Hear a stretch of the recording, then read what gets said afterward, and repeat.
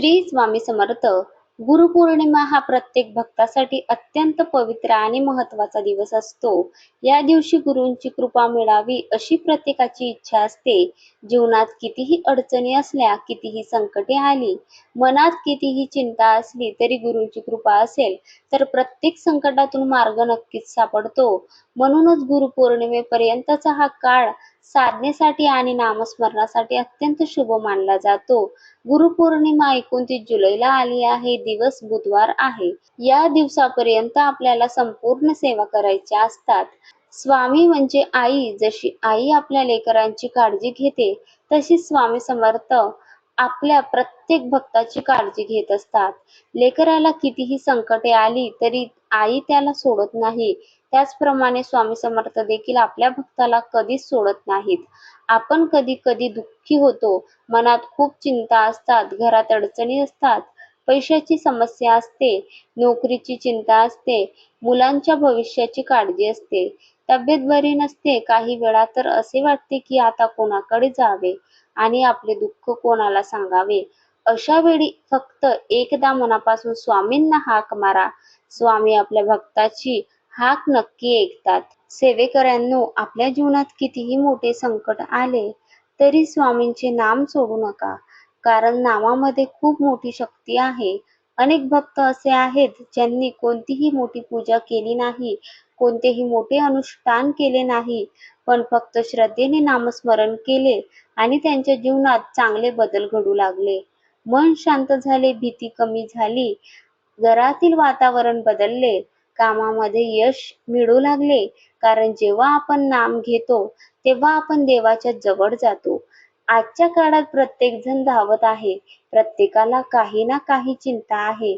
कोणाला पैशाची चिंता आहे, कोणाला घराची चिंता आहे, कोणाला मुलांची चिंता आहे, कोणाला आजारपणाची चिंता आहे. पण या सर्व चिंतांमध्ये आपण देवाचे नाम घेणे विसरतो. दिवसातील काही मिनिटे जर आपण नामासाठी दिली तर त्याचा खूप मोठा लाभ मिळू शकतो. नाम घेतल्याने मन स्थिर होते, मनामध्ये सकारात्मक विचार येतात, राग कमी होतो, मनाला धैर्य मिळते, ताकद मिळते, संकटाचा सामना करण्याची शक्ती मिळते. अनेक भक्त सांगतात की जेव्हा ते रोज स्वामी समर्थांचे नाम घेऊ लागले तेव्हा त्याला मनामध्ये वेगळीच शांती मिळाली. काहींची अडलेली कामे मार्गी लागली, तर काहींच्या घरातील वाद कमी झाले, काहींना नोकरी मिळाली, काहींच्या व्यवसायात सुधारणा झाली. प्रत्येकाचा अनुभव हा वेगळा वेगळा असतो, पण एक गोष्ट नक्की आहे की नामस्मरण करणारा भक्त कधीच रिकामा राहत नाही. त्याला मनाची शांती नक्कीच मिळते.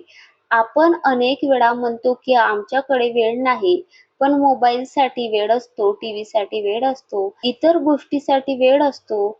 मग देवाच्या नामासाठी थोडा वेळ का काढू नये? दिवसातील थोडा वेळ नामासाठी दिला तर त्याचे फळ आयुष्यभर मिळू शकते. म्हणून आजपासून आपण सर्वांनी नामस्मरणाची सवय लावली पाहिजे. गुरुपौर्णिमा हा अत्यंत पवित्र दिवस आहे. या दिवसापर्यंत जर आपण श्रद्धेने नामस्मरण केले तर मनामध्ये भक्ती वाढते, गुरूंची कृपा मिळते, घरामध्ये सकारात्मक वातावरण तयार होते. म्हणून या दिवसाचा लाभ नक्की घ्या. 29 जुलै पासून जर सुरुवात केली तर गुरुपौर्णिमा 29 जुलैला आहे. 29 जुलैपर्यंत 11 दिवसाची नामजप सेवा नक्कीच होणार. आता आपण एक छोटा संकल्प करूया. पुढील 11 दिवस रोज स्वामी समर्थांचे नामस्मरण करावे. सकाळी किंवा संध्याकाळी स्वच्छ होऊन स्वामींच्या फोटोसमोर बसावे, दिवा लावायचा आणि मन शांत करून 11 माळ श्री स्वामी समर्थ या मंत्राचा जप करायचा. ज्यांना खाली बसणे शक्य नाही त्यांनी खुर्चीवर बसावे. ज्यांना गुडघ्यांचा त्रास आहे त्यांनी स्वतःला त्रास देऊ नये.